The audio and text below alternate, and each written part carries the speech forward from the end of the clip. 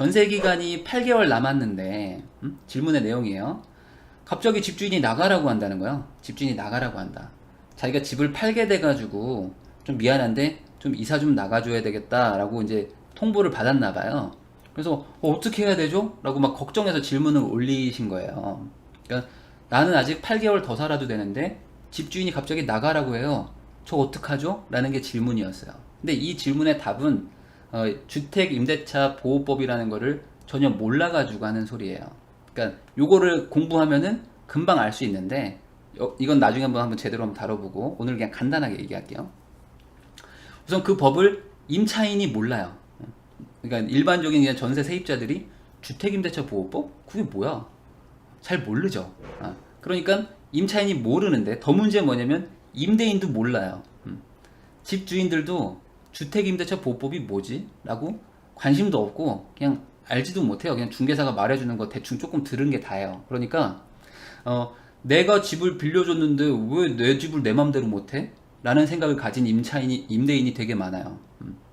아니 내가 집을 빌려줬는데 사정이 생기면 좀 나가라고 하면 되는 거지 왜 안 나가? 라고 생각하는 사람이 되게 많다. 임대인 중에. 그리고 임차인들도 내가 지금 남의 집에 사니까 주인이 나가라면 나가야지 뭐 어떡해? 이런 생각을 하는 사람도 되게 많아요.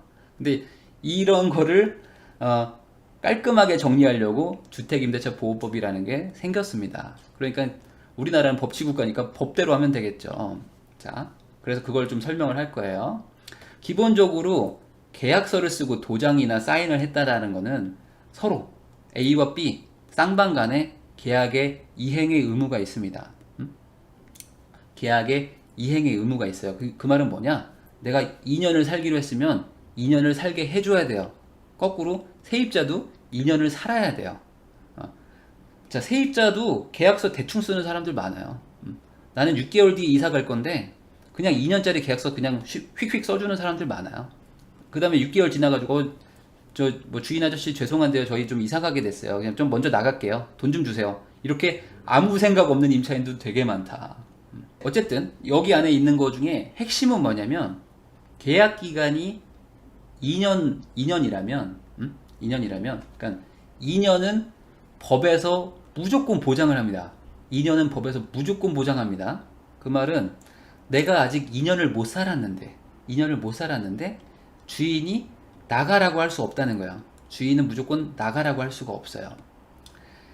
아니, 내가 나가고 싶으면 나가도 되는데 세입자가 나가기 싫은데 아직 2년을 못 살았는데 주인이 나가라고 할 권리가 없다. 이게 법에 보장되어 있습니다. 그러니까 그 부분은 지금 기억을 꼭 하셔야 돼요. 지금 세입자분들은. 아니 주인이 나가라고 하면 나가야 되는 거 아닙니까? 아니에요.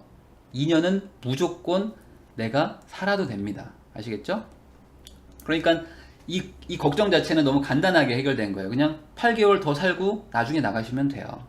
나중에 나가면 된다. 근데 이런 거 있잖아요. 주인이 지금 다른 사람한테 판다고 하니까 그럼 주인이 바뀌면 그 바뀌는 주인하고 나랑은 계약한 게 없으니까 나가라고 하면 내가 나가야 되는 거 아닌가? 주인이 바뀌니까? 그 새로 사는 사람이 자기가 이사 들어오겠다고 이 집을 사는데 내가 안 나간다고 해도 되나? 뭐 이렇게 걱정하는 분들이 있는데 안 나가도 됩니다. 그것도 주택임대차 보호법에 명시가 되어 있어요. 뭐냐?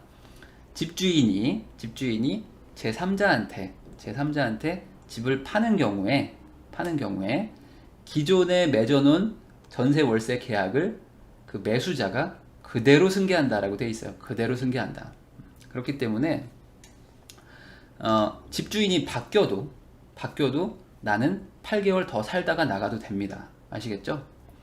그래서 집주인이 이런 법을 모르니까 야 나가 막 이런다고요. 너 왜 안 나가? 너 내 집에서 뭐 하는 짓이야? 막 이러도 그냥 눈 깜짝하실 필요도 없고 그냥 법대로 하세요 이러면 됩니다. 그런데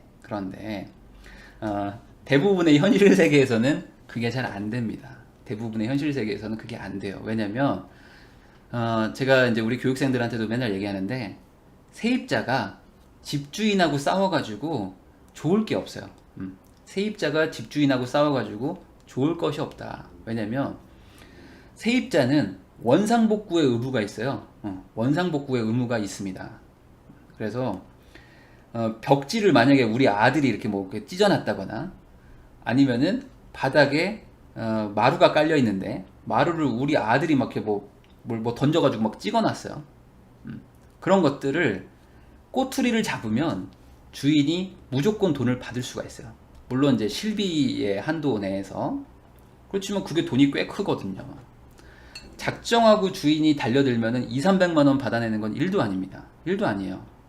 왜냐면 노후화로 인한 거는 주인이 책임을 지는 건데 사용상의 부주의는 세입자 책임이에요. 사용상의 부주의는. 근데 대부분은 사용상의 부주의일 거예요. 대부분 뭐 장판 찢어져 있고 뭐 이상한 거 많죠. 뭐 못도 막 박아놓죠. 못 박아놓은 거를 트집 잡아가지고 벽지 갈아도 돼요. 그러니까 그런 부분에 대해서 나중에 싸움이 나지 않으려면은 주인하고 싸울 필요는 없습니다. 남양주 진점님, 이미 전 세입자가 더럽힌 경우에는요, 그걸 내가 증명을 해내야 되겠죠. 나는 지금 살고 있는데 주인이 고쳐놓으라고 하면 원래 그랬는데요? 라는 걸 누가 입증을 해야 되죠? 그래서 들어갈 때 집을 막 사진을 많이 찍어 놓으세요. 보증금에서 까는 경우가 대부분 많고, 소송가도 집니다. 실비는 져요. 실비 정도는 다 판사가 인정을 해주거든요. 고쳐야 되는 수준. 그러니까 심각하게 막 작정하고 막 달려드는 거 아니고서는 웬만하면 다 임대인의 편을 들어줄 수밖에 없어요. 왜냐면 사용상의 부주의는 세입자 책임이거든요. 네. 그래서 미리 문제가 있는 부분은 사진을 다 찍어가지고 주인한테 막 보내놓으세요. 요 부분 이상합니다 해서 막 보내놓으세요. 그 사진 찍는 거 뭐 힘들다고, 맞죠? 그러니까 싸울 필요는 없어요. 자, 그래서 현실 세계에서는 주인이 나가달라고 하면 나가는 게 좋아요. 나가는 게 좋은데 그냥 나갈 수는 없죠. 그냥 나갈 수는 없어요. 그래서 현실 세계에서는 어떻게 하는가? 보통 이사비를 받습니다. 이사비를. 그러면 제가 갑자기 나가게 되지 않습니까? 그러니까 뭐 저한테 뭘 좀 챙겨주셔야죠 라는 거는 서로 얘기가 될 수 있는 거죠. 그럼 이사비를 좀 주세요 라고 하는 거예요. 중개사들도 그렇게 의뢰 서로 협의를 해서 내보냅니다. 왜냐면 세입자가 저 못 나가는데요? 버틸 건데요? 라고 해버리면 8개월을 살아야 되니까. 그럼 주인 입장에서도 골치 아프죠? 지금 집을 팔아야 되는데 못 팔게 되잖아요. 그러니까 협상의 여지가 있죠. 그래서 이사비를 받는 게 좋아요. 왜냐면 어차피 8개월 뒤에는 이사 나가야 되거든요. 8개월 뒤에는 이사 나가야 되니까 그때 그냥 나가느니 차라리 이사비 받고 나가는 게 낫다. 왜냐면 어차피 나갈 거니까. 왜냐면 내가 여기서 안 나가고 버틸 건데요 라고 해봐야 어차피 8개월 뒤면 그 사람도 기분 나쁘니까 나보고 나가라고 할 거 아닙니까? 자, 어쨌든 그래서 이사비를 받고 나가자. 이게 현실적인 타협 아니고요. 그럼 얼마를 받아야 됩니까? 평당 한 10만 원 받으면 잘 받은 거예요. 평당 10만 원 정도 받으면 잘 받았다. 그러니까 내가 뭐 실평수로 한 뭐 25평에 살고 있다. 그럼 한 250 받으면 잘 받은 겁니다. 그렇게 생각하시면 되겠습니다. 아시겠죠? 자, 그러면 거꾸로 내가 반대로 전세를 살고 있어요. 근데 내가 전세를 살다가 갑자기 나가야 되잖아요. 갑자기 나가야 되는 상황이 오면은 어떻게 해야 되는가?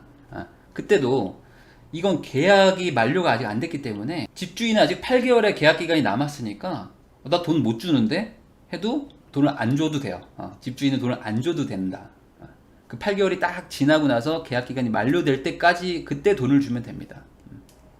절대로 세입자도 마음대로 못 나갑니다. 마음대로 못 나가요. 그거를 아셔야 돼요. 세입자도 그냥 내 돈인데 왜 못 받아? 라고 생각하는데 그러시면 안 됩니다. 자, 근데 이것도 또 현실 세계에서는 다 대부분 집을 빼줘요. 주인이 집을 빼줍니다. 그래서 이럴 때 집주인들은 어떤 거를 요구하는가? 보통 중개비를 달라고 합니다. 중개비를 달라고 해요. 왜냐면 내가 세입자가 원래는 1년 뒤에 나가야 되는데 지금 나가니까 중개비가 한 번 더 들잖아요. 괜히 더 드니까 중개비를 네가 그러면 줘. 그래서 사람을 하나 맞춰가지고 그 사람 돈을 받아서 널 줄게 라고 보통 대부분 협상을 하죠. 그런데 여기에서 집주인의 장점이 하나 생겨요. 뭐냐면 이거는 세입자가 이제 계약을 완료를 못하고 나가는 거기 때문에 내가 완전히 갑의 위치에 있어요. 완전히 갑의 위치에 있다. 그래서 전세금도 일부러 막 세게 불러요. 그러니까 원래 만약에 전세가 2억이다. 전세가 2억인데 나는 막 2억 2천, 2억 3천에 내놔도 돼요. 2억 5천에 내놔도 돼. 악독하게 하실 거면 만약에 안 구해지면 못 나가는 거죠 뭐. 이 계약이라서 어쩔 수가 없어. 어쩔 수가 없다. 이걸 소송 가서 어떻게 될 것 같아요? 잘 안 돼요. 그래서 계약은 서로 지켜야 한다라는 게 가장 핵심입니다.